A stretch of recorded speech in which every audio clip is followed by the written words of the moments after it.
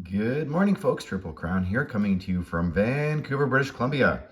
Well, I have some very exciting news, something that has got me more excited about Global War 1939 in a long time. So, what it is we've introducing a new optional rule for victory conditions. Now, we're going to go with two themes. Now, there is still the current format, which is victory cities. There's currently 20 victory cities in the game, and if the Axis control 12 victory cities at the end of whatever round, they win the game, provided they also control their home capitals or their large capitals of Tokyo and Berlin. And the Allies still control Washington. So that is the theme. Now, I've spoken to Sireblood about the first sort of theme or style of victory conditions, and that is what we're going to call, after Sireblood's victory conditions. Now, this is a theme off of BBR, and those who have played BBR are familiar with it, and there's some similarities, which is why we've called it Sirebloods. But basically, there is still going to be the 20 victory cities, which all still count for 1 point towards a victory in the game. But now we've added some other conditions as well. What are those other conditions? Well, they are similar to some of the more historical objectives that the Axis or the Allies were trying to achieve. And why we went down this process? Well, we felt that, and I've played a lot of BBR, is that it makes the game a little bit more historically accurate, and that you're not just going for Shanghai or the Philippines. If you're the Allies, for example, in the Pacific, you're trying to deny Japan some oil or some resources they need to fund their war economy. And the same goes for the fight in the Atlantic. So some of the themes, the imperial point for Japan, for example, is a victory point now, and that is Japan is collecting at least 95 IPPs on the income tracker. This does not include income from national objectives. And there's a similar economy bonus for the Germans. And there's a world economy bonus. There's oil territories now, so certain territories that have been designated as oil, having oil on them, like the Money Islands, for example, or in the Middle East. There's 17 designated oil territories in the game. So to get a point, the Axis have to control 8 of the 17 world oil territories in the game to achieve that point. There's a resource point, and there's 21 resource territories, so the Axis have to control. And this is all currently, folks. Don't get too excited if you hate some of these concepts. We're throwing everything right now on the table to see what we like, and we are play testing it to see sort of what we want to go with, what we want to modify. There is a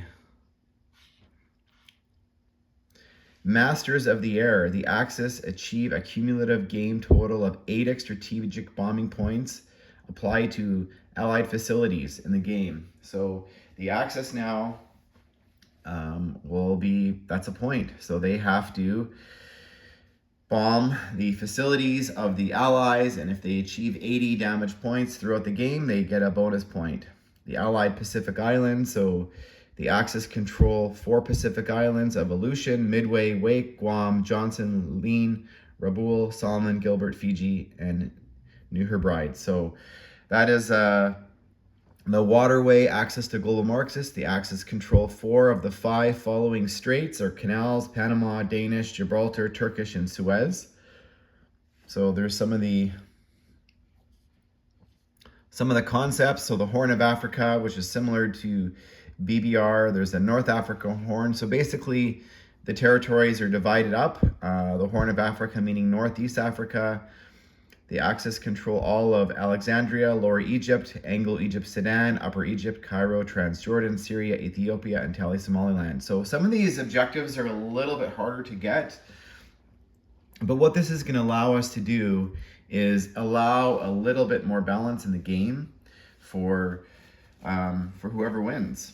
So, you know, if it's, and this is typically what, you know, those who play BBR are familiar with BBR, is that, you know, if the one side is winning all of the games, it's easy to balance the game, because then instead of achieving, say, 12 victory objectives, now the Axis have to achieve 13. Or maybe perhaps instead of having 5 oil territories, maybe the objective is 4. So to make it a little bit easier so the game is more balanced. But what this also does is there's going to be sort of combat or fighting on the entire map. Like every territory in the map now is part of some sort of objective or goal or target. So those who what's the best way to describe this, who like to have an opening strategy of the first 3 to 4 turns, but then don't really have, you know, sort of a clear direction or path for victory going forward, they're now going to have objectives and things they're trying to achieve on every turn of the gameplay until the very end.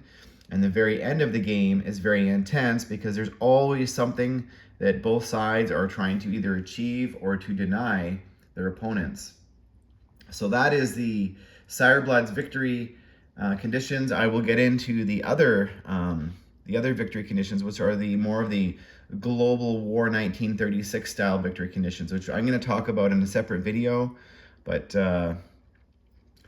that's what we have for now, folks. And I'm going to start a game against Hunt Like David, and we're going to be play testing this new Sireblood style victory conditions. Now, Sireblood is my good friend, one of my best friends, and he has given me permission to try this out and see what we like. Please comment or any feedback or any of these suggestions that you may like or dislike.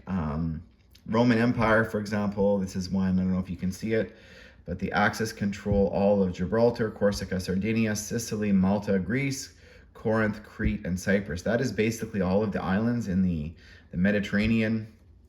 So yeah, anyways, there you go, folks. That is the concept. There's the China point. So the Axis control all Chinese marked territories, including any Chinese territories starting under Japanese control and Hong Kong. So the elimination of communism, this is going to be a tricky one. Every Russian and CCP territory is under Axis control. So anyways, there you go, folks. Thanks for watching, and stay tuned for, we're going to call it, I think we're going to call it Sireblood's Operation Sireblood for the next YouTube Wars, where we're going to be play testing these concepts. So thanks for watching, folks, and stay tuned.